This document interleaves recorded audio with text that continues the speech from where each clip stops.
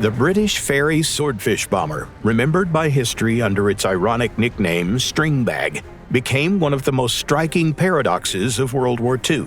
By 1939, this fabric-covered biplane with an open cockpit and fixed landing gear looked hopelessly obsolete. Yet it was precisely this slow, ungainly machine that went on to write some of the brightest chapters in naval warfare history. Development began in the early 1930s at Fairey Aviation. Britain needed a truly universal carrier aircraft. Spotter, reconnaissance platform, and torpedo bomber rolled into one. Designed under the leadership of Marcel Lobel, the Swordfish first flew in 1934, and even then, its performance figures failed to impress. What it did have, however, was exceptional durability. A metal frame covered with fabric could absorb serious punishment and survive damage that would have been fatal to far more modern aircraft. Its roughly 700 horsepower engine allowed a top speed of only about 220 kilometers per hour, but that very slowness turned out to be a tactical advantage. For small carriers with short decks, the Swordfish's low landing speed was a perfect fit.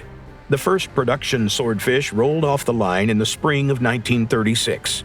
Naval aviators quickly christened it the Stringbag, not only because of its appearance, uncannily reminiscent of a mesh shopping bag, but also because of its phenomenal versatility. The biplane could carry almost any weapon imaginable. Its arsenal included standard 18-inch torpedoes. As the war went on, unguided rockets and even early radar sets for submarine hunting were added. Crews loved the aircraft for its astonishingly forgiving handling and rock-steady flight characteristics. Another defining trait was its ability to take off from and land on the cramped decks of escort carriers in atrocious weather, something many other aircraft of the era, including newer ones, simply could not manage. The Swordfish's combat debut as a torpedo bomber came in the spring of 1940. When Italy entered the war, the biplanes were thrown straight into the struggle for control of the Mediterranean. Despite their small numbers, Swordfish operating from Malta spent 9 months thinning Italian convoys, sending thousands of tons of shipping to the bottom every month. Their first truly spectacular success came with the audacious raid on the Italian fleet at Taranto. Italian commanders believed the harbor was safe, protected by shallow water and anti-torpedo nets. They were wrong. The biplanes crippled 3 battleships, 2 cruisers, and a pair of destroyers.